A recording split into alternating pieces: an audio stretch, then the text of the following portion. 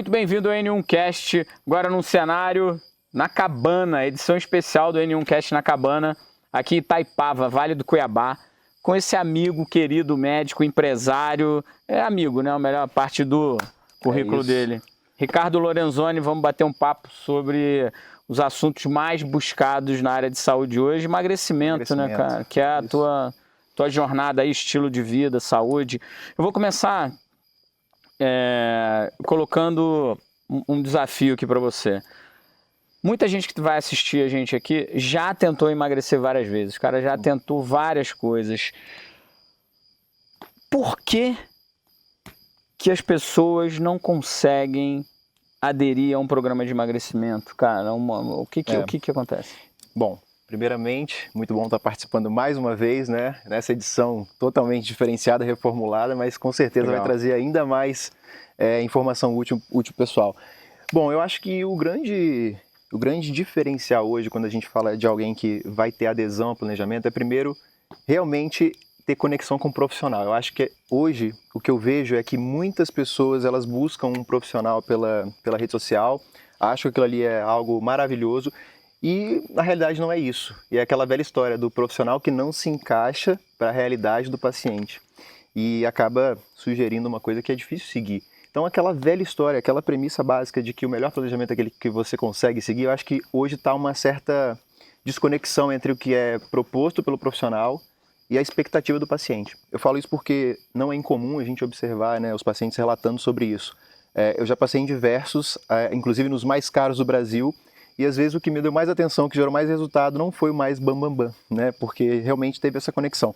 Então eu acho que assim, o que faz a pessoa não ter adesão hoje nos planejamentos, no acompanhamento, é realmente perceber que aquilo não vai ser duradouro, né, não vai conseguir sustentar. E essa conexão entre o que o profissional está fazendo e o que realmente se isso é encaixado para a realidade do paciente. E acho que esse é o grande diferencial. Então, com essa tua afirmação, você acaba desconstruindo um pouco o medo que tá rondando os profissionais de saúde, que é a questão da inteligência artificial. Então, você acha, pelo que você está falando, a inteligência artificial não vai conseguir mexer nessa relação, né? Porque é uma questão de confiança. Isso faz muito sentido. Esse é um assunto que eu estava ouvindo ontem na academia.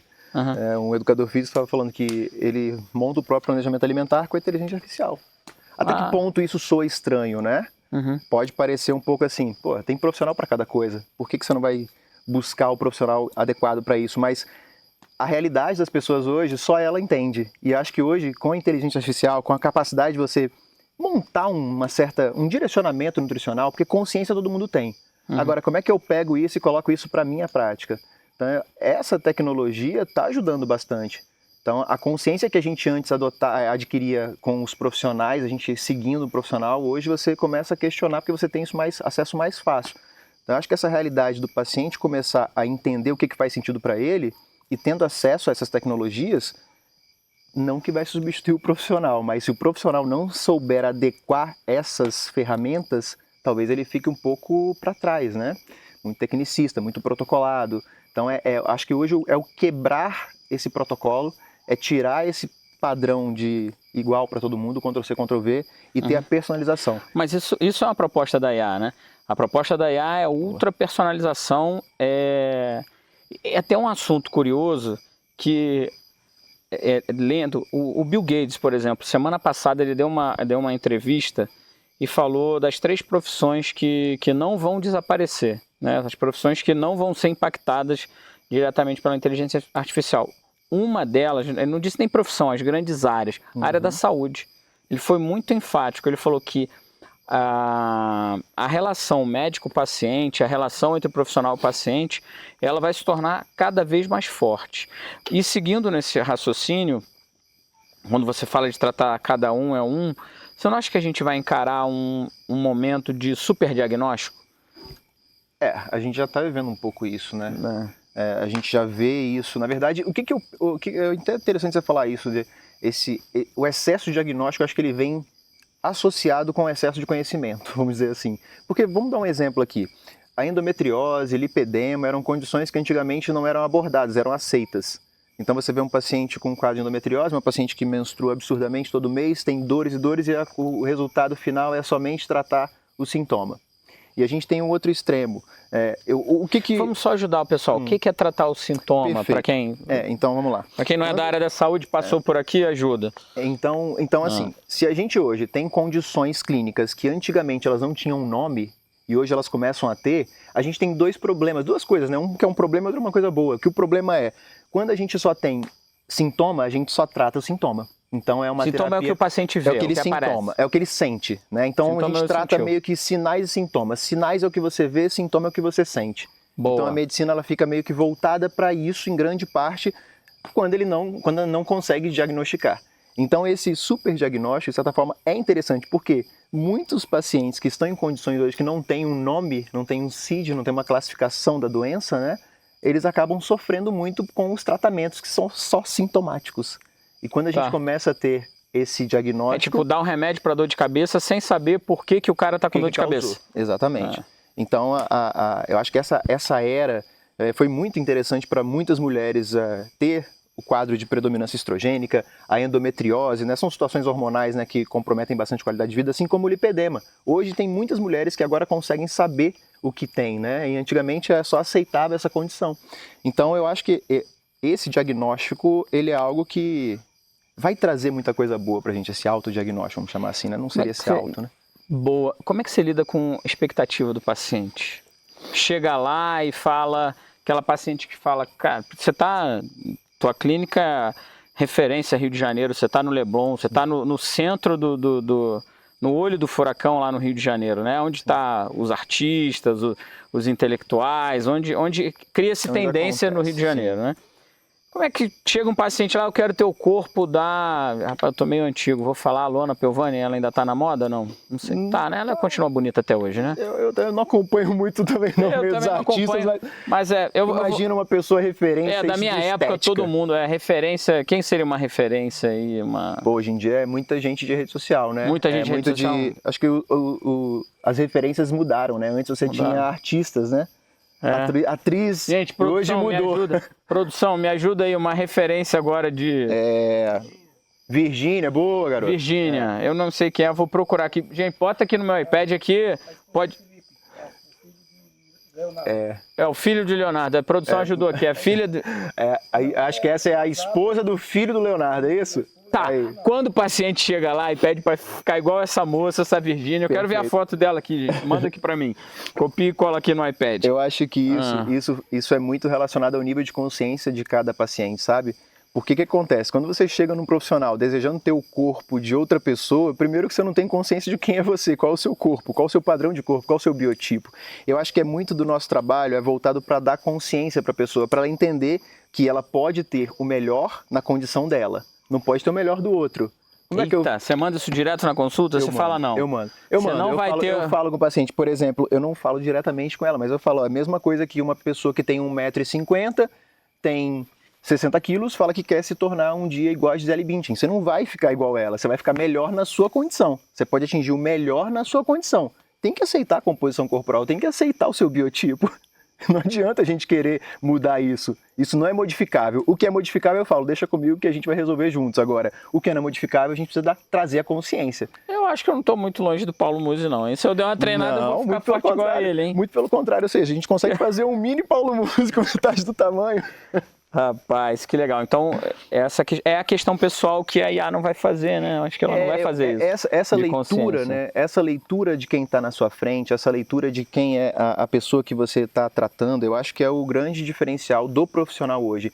Não adianta você ter maiores formações, né? Ter currículo absurdo, se quando você for tratar uma pessoa, você encarar ela como um pedaço de papel, como um exame, como a gente já vê várias vezes, né? O médico só tem a fórmula pronta ali, olha o exame e acabou.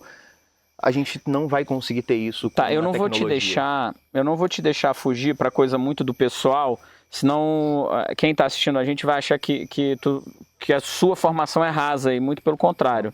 Você é um cara bastante atualizado, você é um cara que trabalha com diagnósticos muito sofisticados. Deixa eu te puxar um pouco, depois a gente volta para essa parte humana. Que manda. Não, é uma questão, Ricardo, eu fico com medo da gente passar muito para esse teu lado, que é o teu diferencial, e o público, e quem estiver ouvindo, mas esse médico é aquele que acredita em lua, em constelação, em lua, como é que é o nome? Não, em signo, é o médico do signo. Não é o astrologia. Astrologia. Vai ter hater, né, cara? Inclusive hoje é um dia importante, hein? É? 11/11, pô. 11/11. É um portal. Gente, não é uma crítica... rapaz, entrou um besouro aqui, produção. É porque a gente tá no meio do mato, tá, gente? O besouro aqui é de verdade, não é cenográfico.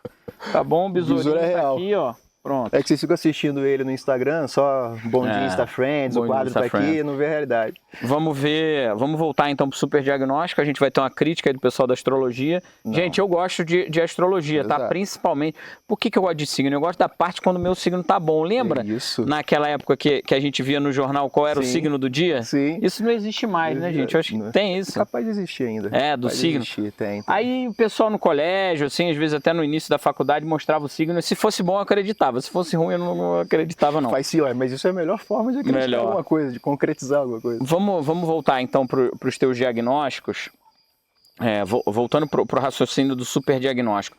Quando a gente fala de super diagnóstico, não te traz uma preocupação o super tratamento? Que é a iatrogenia? Aí você explica para o público o que é a iatrogenia. Quando a gente tem um quadro de iatrogenia, basicamente é o médico que induziu aquele problema, né? Então ele está tratando uma condição e acaba gerando um problema. E isso a gente viu bastante, por exemplo, que foi a polêmica aí dos implantes hormonais, né? Então, muitos profissionais, o profissional colocando muitas coisas, muitos hormônios, e isso acabou gerando grande parte dos pacientes tiveram algumas complicações. E isso é um quadro de iatrogenia, quando o profissional ele assume uma responsabilidade de fazer um tratamento, mas quando ele tem isso errado, ele também tem que ter a responsabilidade. Então, por isso que a gente fala que o médico ele pode fazer tudo o que ele quiser. Não, deixa eu te interromper e ficar no implante hormonal.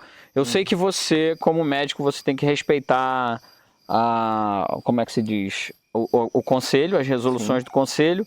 Além de ter que respeitar, você é um cara muito pé no chão, muito consciente. Você acha que todos os implantes hormonais, porque a imprensa ela generalizou. Sim. É geral ou existem casos que é uma técnica, é uma técnica, né? Aquilo ali é uma técnica, verdade, é um veículo. É uma via de administração. A via de administração, perfeito. Então, a gente tem várias formas de fazer a reposição hormonal, uma delas é com os implantes subcutâneos. Isso já existe, já é muito bem conhecido, como, por exemplo, o anticoncepcional, né? O Implanon já é de muito tempo. É um implante subcutâneo hormonal, só que anticoncepcional. É um pouco diferente. Então a polêmica não foi pelo meio de administração. Pela via. Via de administração. Via. Foi pela não regulamentação dos hormônios que são colocados nos implantes. Então o implante, o implante a gente continua tendo a permissão de, por exemplo, o Implanon. Ele é válido. O Implanon ele existe. O que a briga maior é para os implantes que não têm regulamentação na Anvisa. Esse que é o grande detalhe. Então entendi. As farmácias de manipulação começaram a fazer os dispositivos, são pellets que eles chamam, que são os implantes absorvíveis, que isso com o tempo o corpo ele absorve. E tem os implantes que mais conhecido que é a gestrinona, são os implantes de silicone, silástico que eles chamam. Esse implante ele não é absorvido pelo corpo. Então, algumas pacientes que usam recorrentemente têm vários pelo corpo, Até mesmo para retirar isso dá um problema. Então, a briga maior da Anvisa é em relação aos implantes, aos implantes subcutâneos que não têm regulamentação na Anvisa e também de substâncias que não são teoricamente reconhecidas para tal. Então, a gente hoje tem implante de metformina, você tem implante de T3, você tem implante de ocitocina. São implantes hormonais que não necessariamente na prática, na clínica, a gente tem uma indicação em massa. Agora, os implantes de gestrinona, que é um hormônio extremamente interessante para mulheres com endometriose, como a gente comentou aqui, os implantes de testosterona, os implantes de estrogênio. Então, ou seja, nós temos esses implantes como uma via interessante e aí a gente tem que definir também para quem. Como ficou muito... Mas isso está proibido hoje? Hoje está proibido, até que para o contrário, aí, até o momento, a gente não tem autorização mais para fazer os implantes subcutâneos hormonais que com essas substâncias que não estejam hormonais. Então, por exemplo, se você quiser hoje pôr numa ginecologista, no endócrino, ele sugerir para uma mulher um Implanon, isso é conhecido pela Anvisa, pode. Eu quero voltar para a iatrogenia. Você complementou essa parte do hormônio? Eu puxei vamos voltar para a iatrogenia para explicar que a gente estava no super diagnóstico, fazendo essa conexão que você é um médico bastante atualizado, embora muito humanizado, eu te devolvi para a tua formação e para a tua pesquisa mais profunda. Vamos lá. Muito diagnóstico é muito tratamento, correto? Correto, de fato. E muito tratamento, a chance de errar é muito grande. Eu estou trazendo esse assunto porque já tem trabalhos muito antigos que demonstram o seguinte: quanto maior o número do trato, quanto maior a farmacologia aplicada, quanto maior a quantidade de exame que você pede, Sim. a chance de você errar também é muito maior. Sim. Porque olha Como só, é que você lida com isso? Então, eu preciso investigar uma muito. correta indicação. Então é você saber conectar sinais, sintomas com exames básicos, como por exemplo o exame laboratorial, né? Então isso é básico. Um exame físico, uma avaliação do paciente. Senão esse sintoma é semiotécnica. É o que se ensina há 200 anos. Exatamente. Que Hipócrates ensinava lá na Grécia. Eu digo que assim, primeira coisa, eu tenho hoje um arsenal de exames na minha clínica. Vários, exames genéticos, exames metabólicos, exames coprológicos, tenho de tudo. Exames que fazem fora do país. O que adianta eu somente solicitar esses exames se eu não souber aplicar e para quem que eu estou solicitando? Então, é a correta indicação. Tudo faz muito mais sentido. O que acontece é que as pessoas hoje, eu acho que os profissionais, eles têm todos esses exames a seu dispor. Eles gostam de pedir todos, mas não gostam de associar esses exames para ter uma conduta unificada. Então, eu acho que o grande detalhe é você ter a indicação correta. Porque numa indicação correta, você evita essa hiperinvestigação. Ao meu ver, é isso. Hoje, qualquer mulher... Eu vou voltar de novo para esse assunto porque realmente na prática é muito bom. A endometriose, né, que é um tema bem atual. Muitas mulheres hoje são subdiagnosticadas ou nem chegam a ser diagnosticadas com exames de imagem, exames específicos, né, padrão ouro, para poder avaliar o exame, e já recebem esse diagnóstico. É um problema? Você está dando qualidade de vida para essa pessoa. Agora, realmente, eu sou da linha de que se eu posso investigar a causa, eu não vou somente remediar, não vou somente tratar. Então, para mim é indicação correta, conversa com o paciente, entendendo suas principais queixas, principais dores, né, onde está o problema, para a gente poder selecionar quais exames, qual a terapêutica que a gente vai utilizar, né, qual propedêutica, né, vamos dizer assim, todo o arsenal médico. Então, essa hipermedicação, ela vem quando a gente não vai na base. Então, você já percebeu a sua própria casa aqui, se aparecer uma trinca ali, uma rachadura na parede, você somente for ali consertar, daqui 2 dias aparecer em outro lugar, você vai começar a achar estranho, por mais que você tenha reparado. Porque você não foi na base, você vai falar assim, alguma coisa na estrutura da casa está estranha. Se fosse só uma parede, tudo bem, a gente reparou, não apareceu mais. Agora, se isso é recorrente, a gente tem que ir na base. Então esse é o nosso principal foco, né? Quando eu falo às vezes de um paciente que chega com distúrbios diversos, aí ele não vai ao banheiro, a primeira coisa é fazer esse cara ir ao banheiro, tem que fazer cocô. Primeira coisa é isso. Então são etapas, é isso que eu digo. A gente vai dando etapas, né? Progredindo nas etapas do tratamento do paciente, para justamente evitar até mesmo esse hiperinvestimento, né? Porque o paciente vai lá, faz teste genético, teste isso, teste daquilo, gasta um rio de dinheiro e não teve nenhum resultado ainda. Então eu acho que esse é outro problema que a gente tem também. Profissionais que pedem um monte de exame, mas na hora de botar isso na prática, o paciente ele não sente que o investimento foi real, sabe? Eu vou puxar para mim, eu não vou te deixar com esse problema. A minha opinião não é a opinião do Dr. Ricardo. A minha opinião é que eu acho que tem gente que pede exame que não sabe nem o que está pedindo. Não, isso é... Não fala não, não fala. Eu posso falar, você tem um conselho muito forte. Eu posso falar, a minha opinião, se é só a minha opinião, acho que tem gente pedindo não sabe o que está pedindo. Sim. Quais são os erros mais comuns que você observa de profissionais que atuam em emagrecimento? Tá? A gente não vai mirar o canhão para ninguém, porque senão daqui a pouco você... Eu não vou mirar o canhão para ninguém. Onde os profissionais erram na orientação desse paciente? Quando você chegam para você, porque o paciente que chega na tua clínica, são muitos profissionais. Você vai da psicologia, você tem tudo lá tem hoje, psiquiatra, tem gastro, né? Tem tudo. Você consegue cobrir todas as clínicas lá? Quase tudo. Você faz ortopedia, não, né? Tem ortopedia, ainda não estamos com cardiologista. Na verdade, temos o cardiologista agora, ele está participando da parte do check-up cardiometabólico, então a gente tem quase que todos os profissionais. Quase todos. Eu digo que os principais para que todos nós possamos trabalhar em equilíbrio, em harmonia, eles estão ali. Tá. Então hoje, como o nosso foco é muito em emagrecimento, saúde intestinal, saúde da mulher, então os nutricionistas, os gastros, eles conseguem se comunicar bem, né? Então hoje a equipe ela tá enxuta e com muito mais conexão entre os profissionais. Sim. Então a gente consegue rodar o paciente, né? Ou menos é mais. Esse é o diferencial. Menos é mais. Menos é mais. Qual o erro que você pega, assim, a queixa dos pacientes? E se a gente for falar o que eles te relatam, na verdade? Eu acho que, falando do profissional em si, né, do profissional médico, eu acho que a primeira coisa é achar que tudo é muito fácil. Porque a gente tem essa tendência quando você vai em cursos de finais de semana, onde você tem ali 10 horas de aula num dia, 10 horas de aula no outro dia, na segunda-feira você já está apto a tratar e falar sobre emagrecimento e tratar todo mundo. Então a primeira coisa eu acho que é essa simplicidade que alguns profissionais colocam.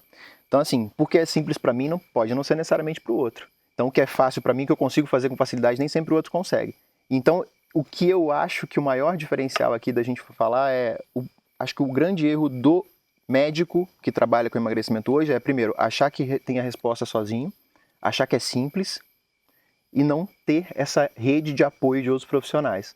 Então acho que o grande problema é isso hoje. Os médicos eles estão achando que eles podem tratar o emagrecimento sozinho, exclusivamente, sem mais ninguém, e que isso é algo que não deixa o Nutri para depois. Eu já ouvi isso várias vezes. Uhum.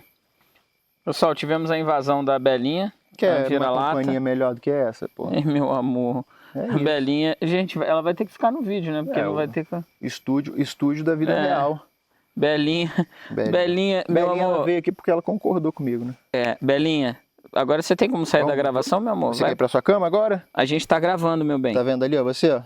Meu bem, vai lá, vai. Vai. Olha lá. Olha lá. Olha lá, biscoitinho. Táticas da equipe. Tiramos a Belinha. Backstage, conseguindo pegar muito bom.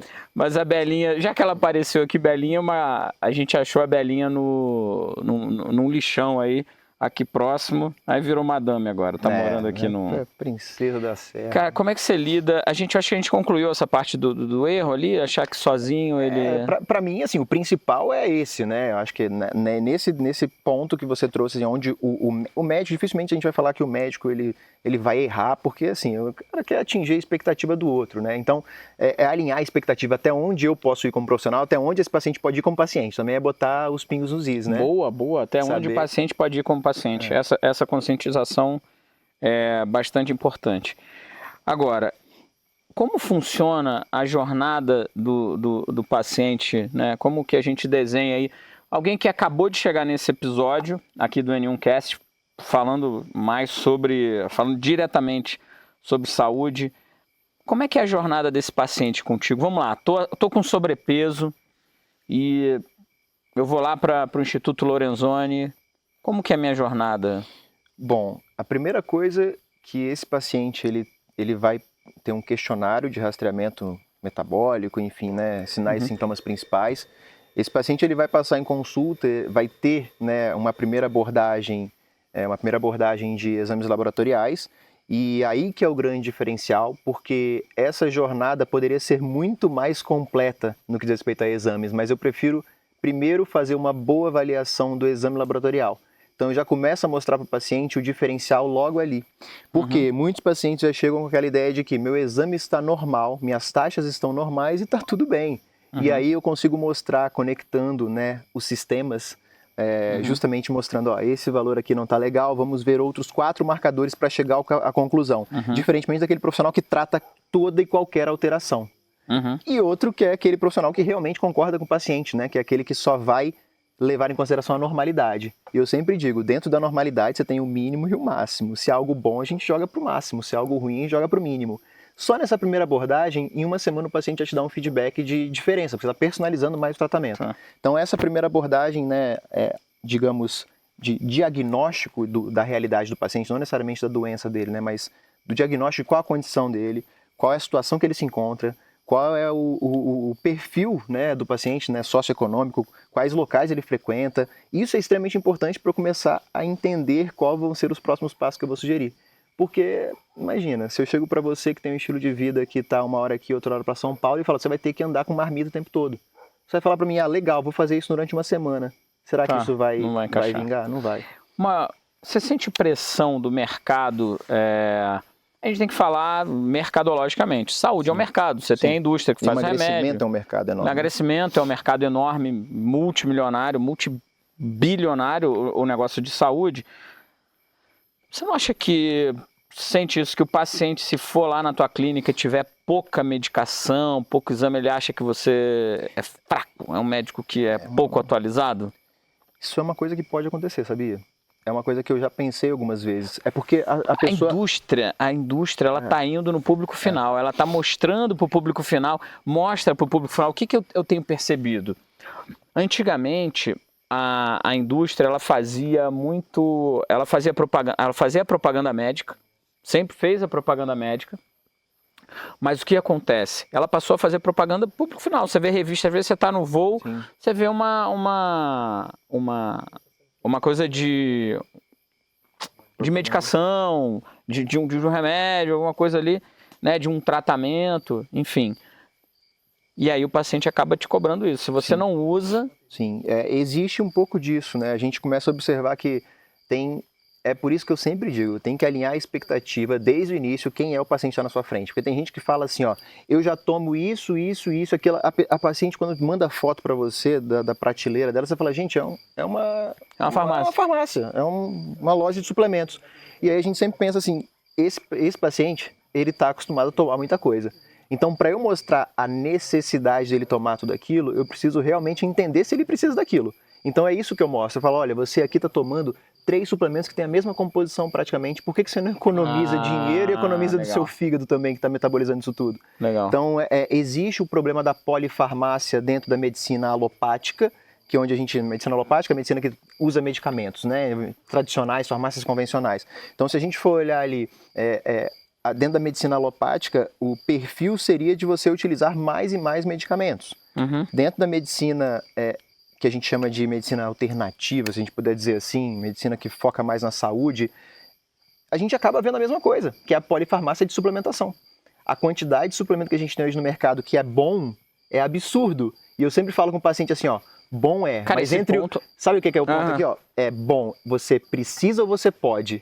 Eu sempre falo, você tem que focar no que você precisa, porque o que você pode tudo. Pode tomar ômega 3 com essa xantina, com não sei o que, tudo. Só que o que você precisa? Pô, dá close, já tá em close aqui em você. Esse é o ponto. Volta o close aqui para ele que você vai dar corte. Gostei dessa frase. Eu tenho algumas balanças que eu coloco na... Vai lá, repete essa frase. Essa é o que você precisa... É a diferença entre o que você precisa e o que você pode. Eu falo, a gente pode prescrever o que você pode tomar, mas você não acha que faz mais sentido usar o que você realmente precisa? Pô, então quando tá pesando, essa balança aí tá desbalanceada, a coisa tá desandando. Demais. Aí ele começa a ter consciência, fala, pô, é verdade, é muito mais lógico eu gastar e investir na minha saúde com aquilo que eu preciso do que aquilo que eu posso. Lógico. Né? Poder pode tudo, né? Doutor Ricardo, como é que você mantém o paciente motivado? E aí? Motivação é uma coisa que eu não acredito muito. Acho que a motivação é igual o papel que você jogou nessa fogueira aqui. Dura muito pouco. É um curto-circuito. É algo que brilha demais, mas tem uma escuridão absurda. Todo mundo acorda motivado na segunda, mas passa algumas horas, alguma coisa acontece no seu dia que aquela motivação ela vai embora rapidinho. Eu ouvi uma coisa uma vez que acho que é mais interessante do que você ser uma pessoa motivada, é você ser uma pessoa disciplinada. Então acho que a disciplina ela leva para lugares extraordinários. A motivação te leva para lugares onde a sua emoção te leva. Você está emocionado, então você vai. Agora, não quer dizer que é ruim. Não quer dizer que é ruim, é bom também. Motivação. Motivado eu não sei, eu consigo mantê-lo disciplinado. Como é que você faz para mandar o paciente para o psicólogo, para o psiquiatra? Na grande parte das vezes, o paciente ele já entende que existe uma necessidade. Porque tem algumas perguntas que a gente faz que a gente começa, como eu falei, trazer o paciente para consciência. Porque às vezes as pessoas estão fazendo o que estão fazendo simplesmente porque elas estão seguindo o flow da vida. Então você começar a ter consciência é o primeiro passo para tudo. Então quando o paciente ele já tem noção, se você perguntar basicamente, você tem um comportamento compulsivo com a comida? Você tem alguma relação estranha com a comida? Esse paciente falar que sim, e você acha que isso é algo que merece atenção? Sim. Eu falo, olha, hormonalmente eu não vejo um problema, então talvez a gente está em outra esfera aqui. Então eu consigo mostrar ao paciente a necessidade. Sim, porque eu falo, clinicamente, ó, sabendo que hormônio alterado, você está explicando alguma coisa aqui, essa fome absurda, ou isso é um comportamento ou uma alteração hormonal? Quando existe ali uma resistência insulínica, a gente sabe que tem um passo. Então talvez primeiro eu vou equilibrar esse paciente para, num segundo encontro, no segundo momento, no segundo contato, passar a necessidade. Ó, a gente regulou isso aqui, mas não foi suficiente. Então a gente precisa lançar a mão de um outro profissional. É a mesma coisa que um paciente quer ter o resultado magnífico sem passar no Nutri, sem fazer o personal, que é só que eu resolvo a situação, né? Quer ser emagrecido, né? Isso é uma coisa bastante comum. Como é que você lida com que momento, na verdade, você troca a abordagem com esse paciente? Tipo, tá indo por um caminho, não tá dando e... Eu acho que tem tem uma questão muito grande, é também até onde esse paciente permite você, até onde ele fica com você. Sabe qual é o grande problema hoje? Nós temos, o paciente ele chega muito motivado, muito empolgado, aquilo vai caindo e aí ele vai desanimando. E aí o que acontece? Hoje a gente tem uma gama de bons profissionais. Eu digo, são profissionais com potencial viral muito grande, né? Que você entra no perfil e você fala, cara, isso aqui é a solução para minha vida. Aí ele entra lá e vê que o nutricionista está falando que ele pode tomar Coca Zero, que ele pode comer um negócio que não tem caloria. Ele começa a ver que, opa, vou tentar nesse cara que talvez seja mais fácil para mim, é mais confortável. E aí ele também acaba se frustrando. Então eu acho que o excesso de informação de profissionais que a gente tem hoje, cada um está querendo a sua fatia do bolo. E para isso eles estão às vezes jogando com a emoção, eu diria, do paciente.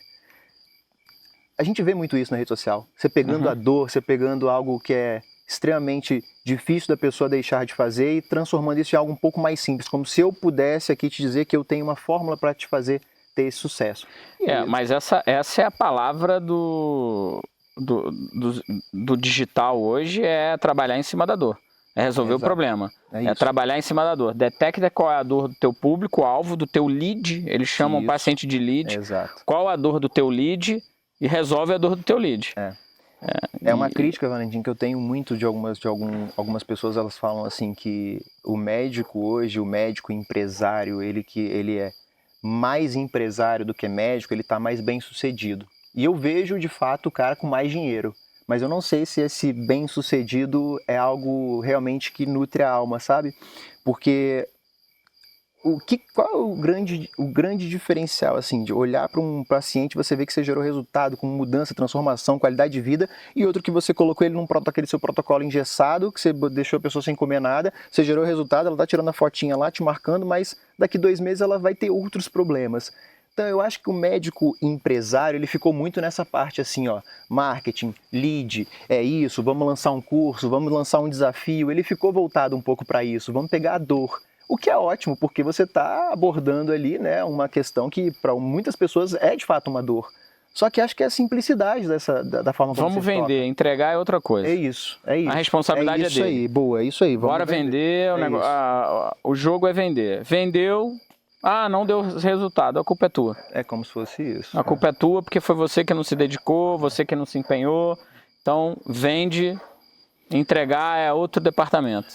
E é isso que você falou. A entrega é a responsabilidade do paciente, não é entrega. E é uma coisa meio, até como você falou, né, o fato de chamar, não necessariamente que as pessoas chamam os pacientes de leads, né, mas é enxergado assim hoje, né, é visto dessa forma, né, deixou de, você tá realmente tratando condições ali, vamos assim, abordar a maior dor. Eu falo aqui disso, eu atraio muita gente, eu converto muitas vendas, mas e quanto que eu transformo a vida dessas pessoas, né? Tá, mas existe, o que o digital trabalha, né, no empreendedorismo, é uma esteira de produtos, né? Eles dizem que isso aí é o topo do funil, que é fazer a atração e levar o cara até um nível, vai trazendo um nível de consciência, né? Sim.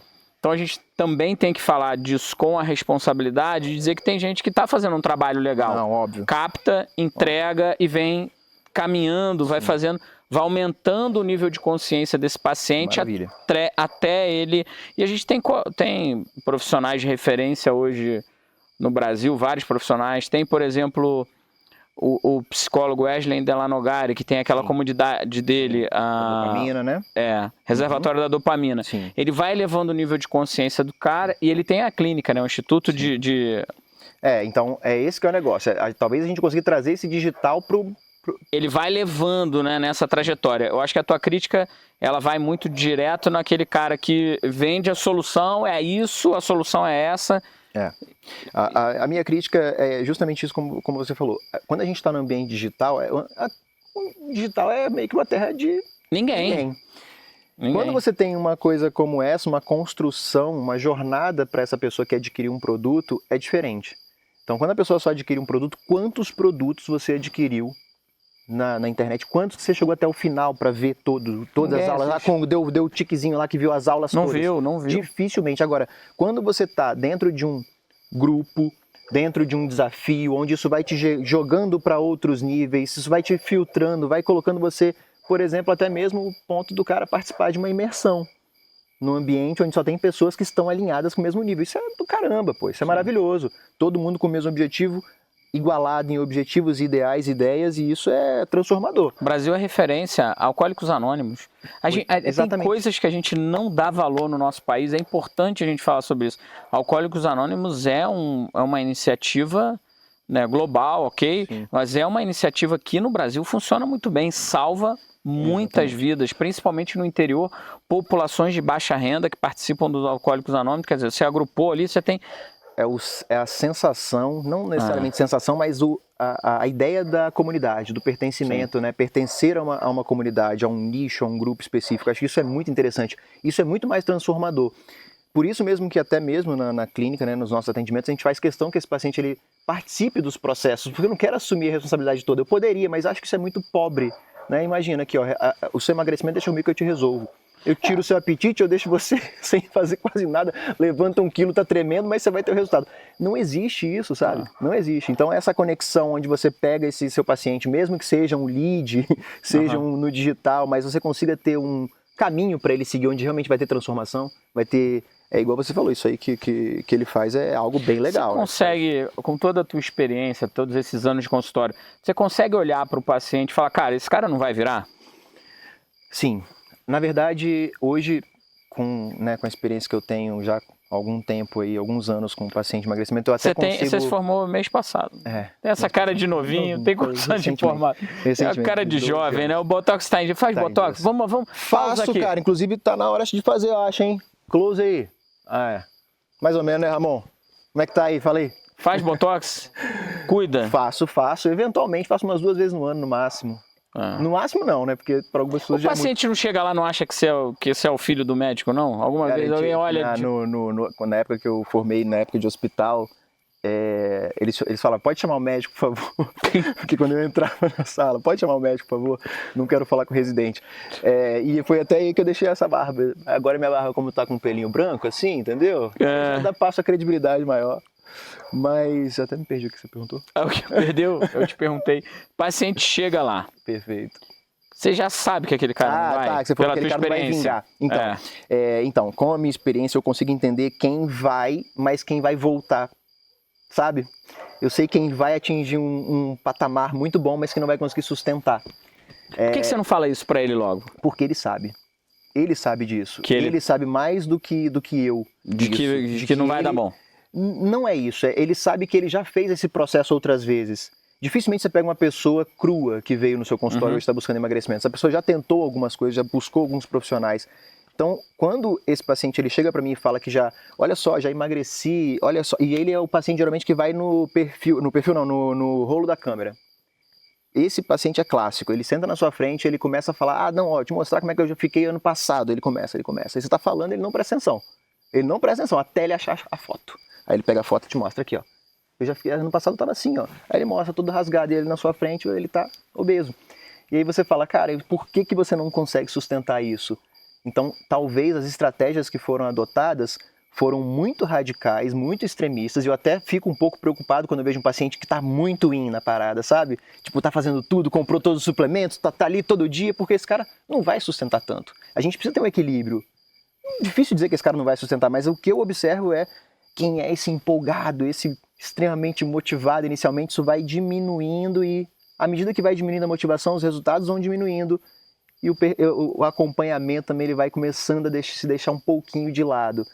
Então a minha ideia é trazer esse paciente para um pouco do equilíbrio, sabe?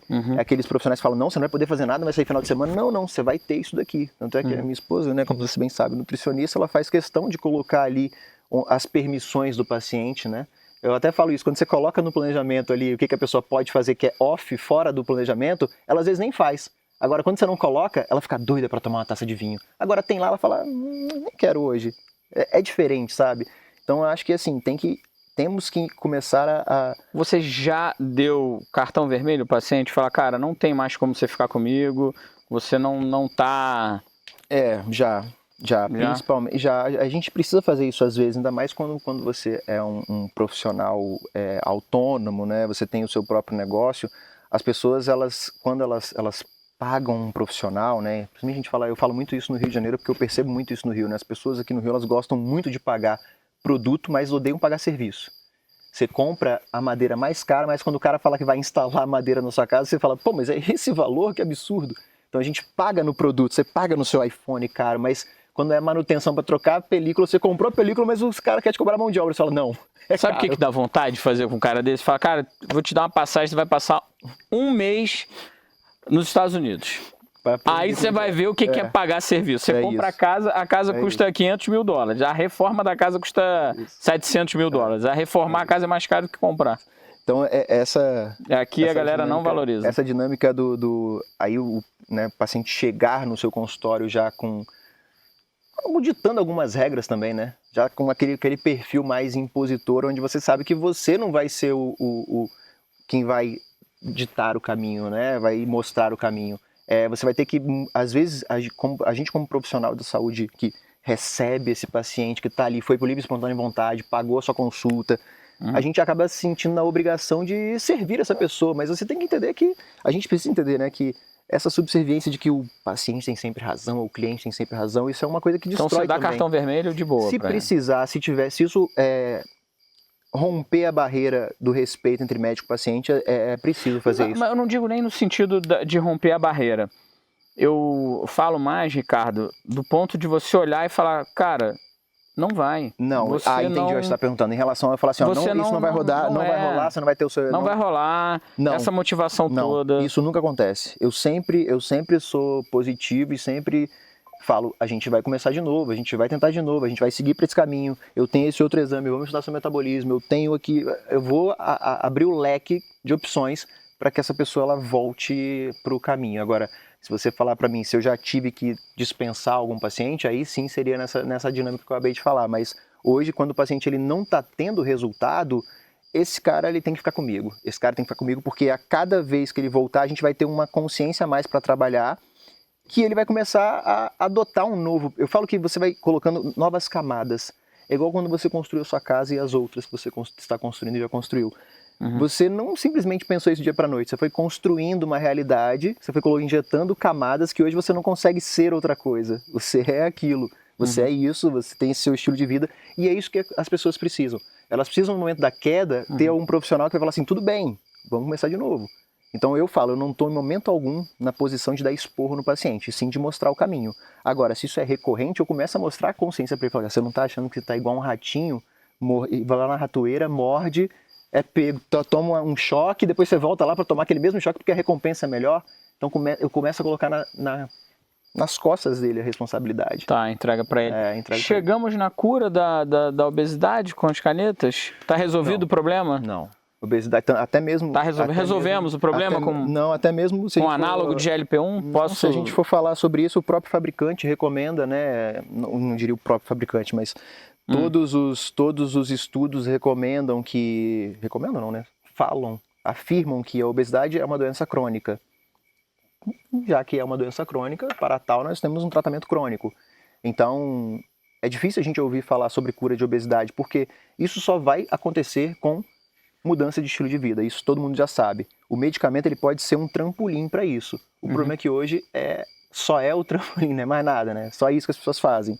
E o restante todo é muito negligenciado, assim, isso é algo que eu acho surreal. Falar sobre cura de obesidade, eu acho que a gente está um pouco longe para isso, porque Você não acha que está na sociedade, não? Na nossa visão de mundo, na sociedade que a gente construiu, na sociedade do ter, da sociedade do possuir, na sociedade do competir, do tal topo, que todo mundo tem que ir para esse lugar, e para ir para esse lugar tem que um pisar na cabeça do outro, e enquanto os outros dormem, a gente trabalha. Já viu essa história? Tem que... Eu já vi, isso me preocupa um pouco. Sangra, e você tem que sangrar muito, porque você tem que ter, ter. Não acho que a gente chegou num lugar... Eu não quero ir pro... Vamos lá, eu também não quero ser hipócrita, porque eu sou empreendedor em algumas empresas, enfim, construir minha trajetória dentro do empreendedorismo, mas não sou o clássico empreendedor que a gente encontra na Faria Lima. O tradicional. O tradicional. Sim. E me posicionei bem. Perfeito. O último negócio sucesso, que é a empresa de tecnologia, então é um negócio importante aí, muita gente conhece, né, o WebDiet, mas vamos lá. Mas, Você se compara? cara, se eu me comparo, às vezes eu me comparo, eu olho assim, eu falo, cara, eu sou muito diferente do empreendedor padrão, e eu me pergunto, quem tá certo? Será que o certo é ele ou será que sou eu que tô... Faz sentido para um Faria Limer morar aqui? Um Faria Limer aqui? De jeito nenhum. Faz sentido para você eventualmente estar lá? Você percebe como que você tá mais apto, talvez, ao sucesso do que necessariamente um cara que tá engessado num modus operandi só? Não ficaria lá naquele... Pois é, então você é um cara que... Mas porque eu é botei mutável, limite. né? Mas assim, você sabe o que você quer. Então olha como é que é o diferencial. Mas eu botei limite, eu coloquei o suficiente. Eu acho que é uma coisa que a sociedade hoje não coloca. A sociedade, ela não diz assim, vem até aqui. Quando você entra no perfil de prosperidade, prosperidade, primeiro, é só material. Perfeito. O cara que está em casa assistindo a internet, e pior que você tem padrão para tudo, você tem padrão de marido, marido tem que ter 6 filhos, seu provedor, é uma discussão, criaram um personagem de sucesso, que se você for extrair mesmo, eu fico imaginando, se tivesse uma máquina de fazer um raio-x do emocional das pessoas, tá? Você pega um cara de poucas posses, né? Vamos pegar aí pela sociedade, a gente vê que o salário, eu não estou posicionando ele, o salário dele é um salário que é diferente de um cara da Faria Lima. Sim. Um catador de lixo. Quantas vezes você já viu um catador de lixo no Rio de Janeiro, segurando conversando com o outro, alegre, tranquilo, e do teu lado, você no teu carrão, o cara no outro carrão, estressado, tenso, e você tá no lugar, tá todo mundo tenso, e não sai um sorriso, não sai uma coisa. Você olha para aquela cena, eu não estou propondo para todo mundo virar catador de lixo. Eu acho que eles não deveriam ter essa condição de vida de receber tão pouco, mereciam receber mais, enfim, eu não vou entrar nesse mérito. Mas se tivesse um raio-x de felicidade, eu acho que a vida desses caras é mais feliz, porra. Final de semana no teu prédio. Pega final de semana no teu prédio, que quando eu estudava, quando eu era estudante, eu pegava muito metrô. Porra, socado de gente, tudo apertado, mas sempre tinha uma meia dúzia de gente alegre, tinha um parabéns, tinha, bonitão, isso ou aquilo. Já é um ambiente que por si só... Não empurra não, ô vovó, senta aqui, aí a vovó sentar no banco, aí já tava tudo... Meu irmão, um sufoco, todo mundo esmagaçado, apertado. Cara, eu tô invadindo aqui o teu podcast, mas... Nosso. Pra onde eu tô querendo ir com isso? Tem que editar isso, tô falando pra caramba. Onde eu quero chegar com isso? A gente construiu uma sociedade que é uma máquina de moer gente. Sim. É um triturador de gente, isso está ficando muito mais acessível, porque a rede social, ela tá trazendo isso. Você abre o seu Instagram hoje, a sua rede social, você tem 300 pessoas e aí indo lá viajando, e lá no Maldivas com aquela água maravilhosa e fala aqui, ó, estou aqui trabalhando daqui, ganhando milhões e você não. Isso é algo que acha que... Sabe por que ele está ganhando milhões? Porque o cara que está trabalhando no mundo real, vivendo uma vida real, está pagando ele para estar lá. Ele paga o cara, isso que eu acho muito louco, ele paga o cara para transformar a vida dele numa merda. Ele paga o cara para dizer que a vida dele é uma merda. E mentir para ele, você está pagando o cara para te enganar. Para mim, a frase que mais dita essa tendência atual é que a raiz da infelicidade humana está na comparação. Eu falo isso porque o pior erro que a gente pode fazer é se comparar. É se comparar. E quando quando você se compara, você se distancia do seu eu. Então assim, você deixa de olhar quem sou eu. Eu estou olhando os meus valores ou o valor do outro. Pô, aquilo ali pro cara é valor. Será que isso para mim é valor? É como eu falei, você tem a sua personalidade, você tem o seu estilo de vida, que você consegue ser minimamente mutável. Então, para mim, quem são as pessoas que realmente prosperam? As pessoas que elas têm uma capacidade de adaptação maior. E hoje, quando a gente vê a rede social, algumas pessoas que estão, eu diria, fraca mentalmente, mas que não estão bem estruturadas, elas acabam achando que aquilo ali é o seu objetivo. Elas vão buscar incessantemente a vida de outro, que não é a sua vida. Então, e muitas vezes tem uma vida maravilhosa. Exato. Tem um então, casamento maravilhoso, tem uma capa... Mas não tem a bolsa de marca. Ela tem um relacionamento maravilhoso, mas não tem o status. Não tem, né? Então começa a sempre dar atenção para o que está faltando. E aí a gente, com essa questão da rede social, você começou a ter muito acesso ao que o outro tem, e o outro só mostra o que é maravilhoso. O que é maravilhoso. E aí eu volto para o capítulo, vou até tomar mais uma água aqui, vou me hidratar. Volto pro papo da... É água mesmo aqui? Água com gás, saúde. N1Cast. Dá pra dar zoom aqui, ó? Vamos ver se dá pra dar zoom aqui. Em Cabana aqui, ó. N1 Cabana. Em Cabana, olha lá, ó. Muito legal, muito legal. Então, eu acredito que a saúde tenha ficado um pouco de lado com essa busca absurda pelo tal sucesso.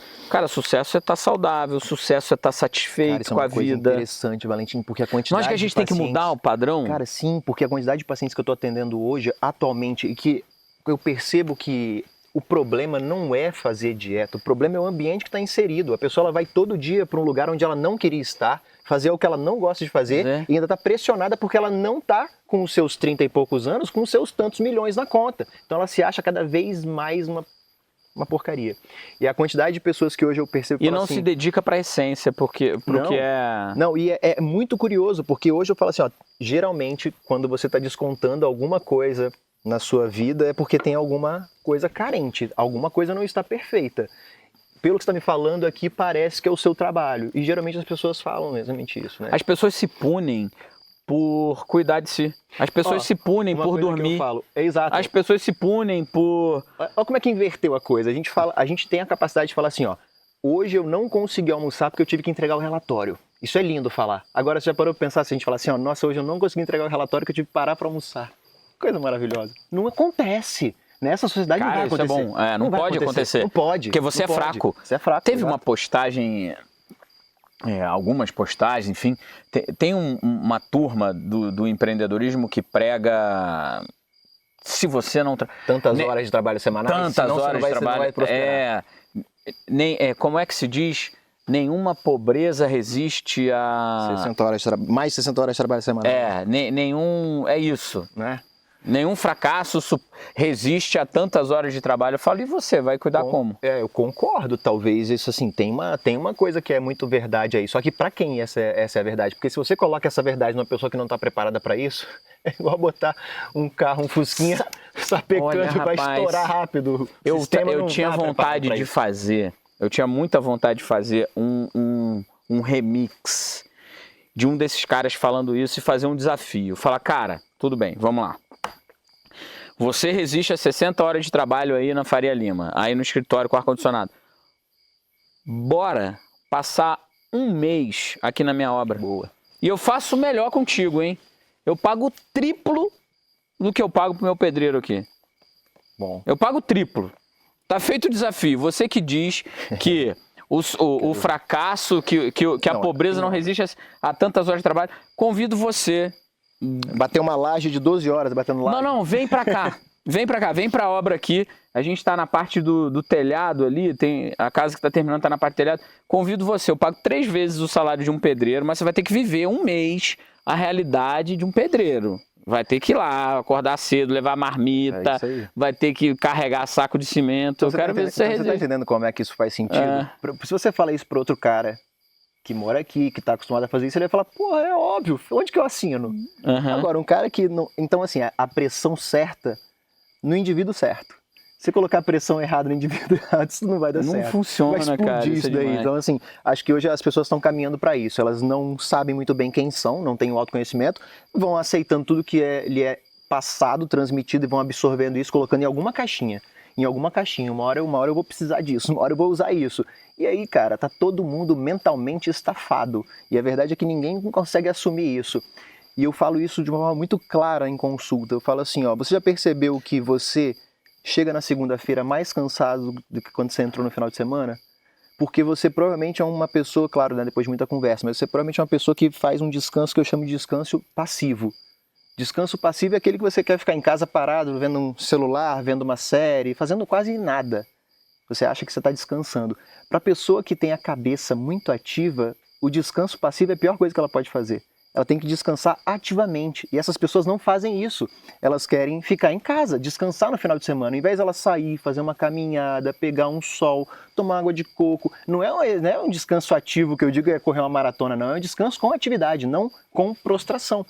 E é diferente da pessoa que tem uma necessidade de descansar a mente, fazendo nada, dependendo do seu perfil. Então olha como é que a coisa é hoje. As pessoas elas têm na segunda-feira o clássico jet lag social. porque elas entram no final de semana querendo fazer a maioria das coisas que elas não fizeram durante a semana. E aí entra aquela lógica, 2 dias ali, sábado e domingo, fora do seu padrão, fora da sua realidade, acordando a hora que quer, comendo o que quer, na segunda-feira é por isso que é tão difícil começar.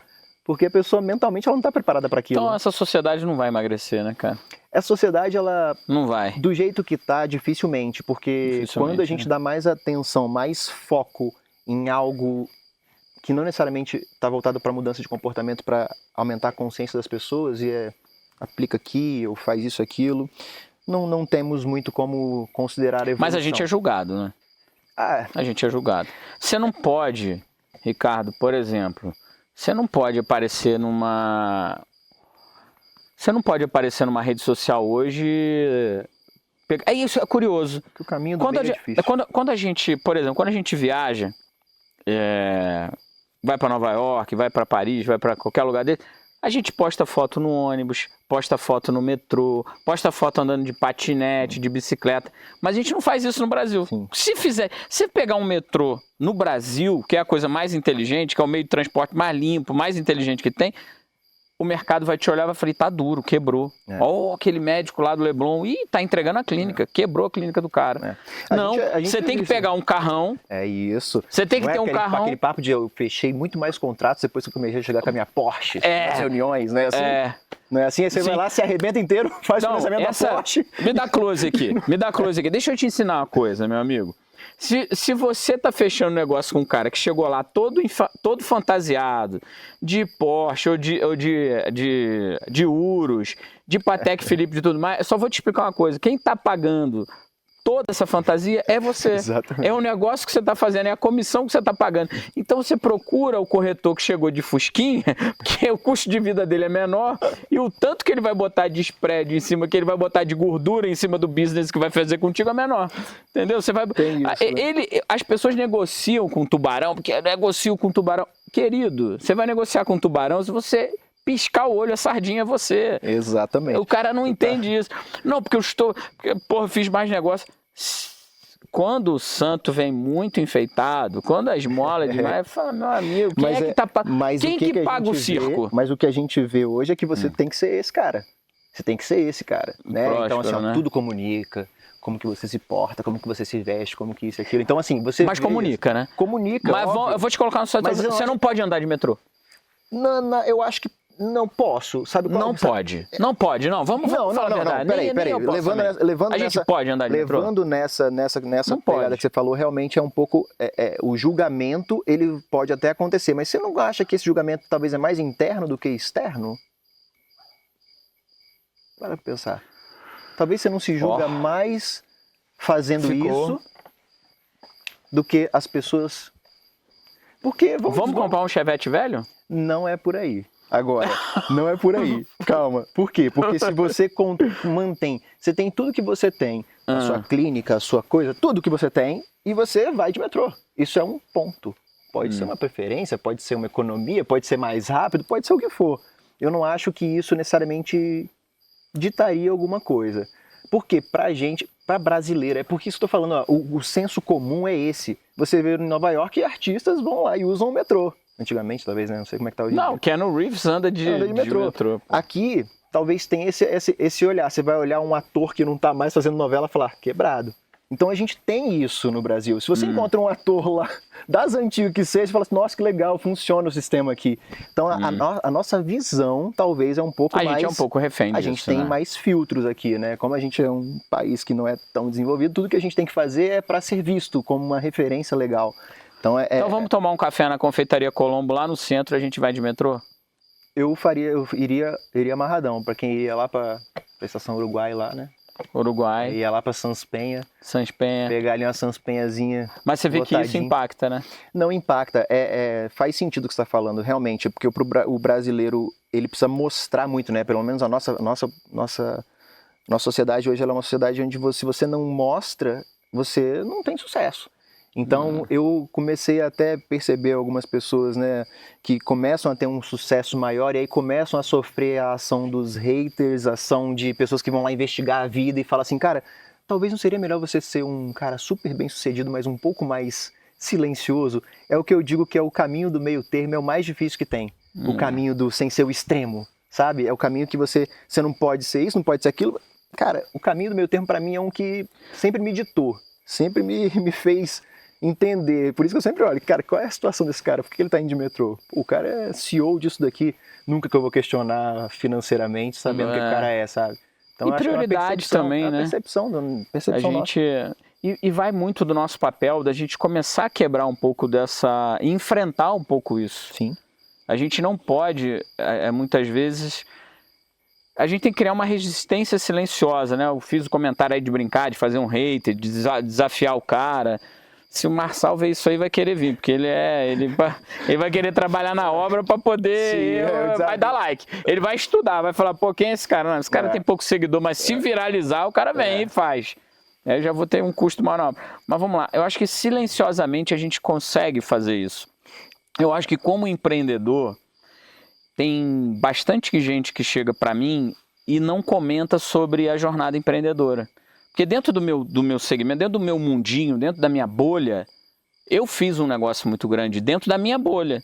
Lógico que eu não posso me comparar com outras startups, como o Rap, como o iFood... Nem que... ok, para mim tá muito bom. Essas foram menores também. Foram menores. Dentro da minha bolha, que é a área de saúde, eu fiz um negócio muito grande. Sim. E as pessoas, elas chegam para mim, elas não comentam sobre o negócio. Elas comentam mais, pô, eu adoro a tua casa. Pô, eu adoro o quadro. A tua viagem foi muito maneira. E se eu trouxer o cara para cá e falar, cara, a minha casa... é bem baratinha, é uma casinha bem pequena. Dá um close aí, turma. Essa aqui atrás. Né? Irada a casa, pô. Tá maluco? A casinha de madeira. Eu fui office boy dessa empresa aqui, cara. Eu sei. Eu tinha 20 e poucos anos. A minha casa é uma casinha simples. O carro deu uma melhorada agora, que eu comprei eu troquei um carro menor que eu tinha, peguei um 4x4, um maneirão e tal. Mas também não chega nem perto do que os caras têm na Faria Lima lá, que são os padrões. E a galera adora isso. E eu acho que é um protesto um pouco silencioso nosso. Total. Mostrar que, cara, tem outro jeito. É que você meio que vai na contramão do que tá todo mundo falando, né? Então, assim, pro cara que fez isso tudo, que tem, teoricamente, toda essa visão e construiu isso, o cara, teoricamente, você tem que ver ele naquele padrão. Ali, mudando para São Paulo, comprando seu carrão, só fazendo suas viagens. Então, ficou comum, normal, ficou normal, de fato, esse sucesso. Você percebe hoje que tem criança em podcast aqui falando de empreendedorismo. Você viu isso, né? Então, assim, falar de sucesso é muito fácil. Mostrar resultado e resultado autêntico que é o grande diferencial. Então, por que as pessoas te admiram tanto e elas realmente sentem verdade? Eu percebo isso porque tem verdade na sua fala, tem autenticidade. É legítimo aquilo que você fala e faz, entendeu? Então é isso. As pessoas precisam disso. Elas precisam espelhar alguém que elas admirem 100% ou mais próximo disso, não 10%. Ah, eu gosto dessa parte aqui. Esse cara é maravilhoso, Nutri maravilhoso, mas dá em cima todas as alunas, pega todo mundo. Não sabe? Dá. Tem essa parte, então eu acho que é isso, é conectar realmente a sua essência, o que você é, com o que você tem, porque isso torna fantástico, brilha os olhos de todo mundo. Então, assim, chegar ao seu lado, ter capacidade de chegar e fazer um elogio para aquilo que você tem que talvez você não valoriza tanto, é algo que mostra exatamente a sua essência, mostra quem você é, o que você está fazendo, como você está impactando as pessoas. É possível ter muito sucesso e ser mais simples, viver mais simples, talvez, se a gente puder dizer assim? Suficiente, cara. Suficiente. E essa palavra incomoda muita gente. Suficiente. Essa palavra incomoda muita gente. Incomoda porque, sabe o que eu fiz uma enquete e perguntei, falei, gente, meu estilo de vida, vocês acham que eu tenho esse estilo de vida porque eu sou fraco, eu não consigo ir mais longe, ou porque eu marquei o que era suficiente para mim?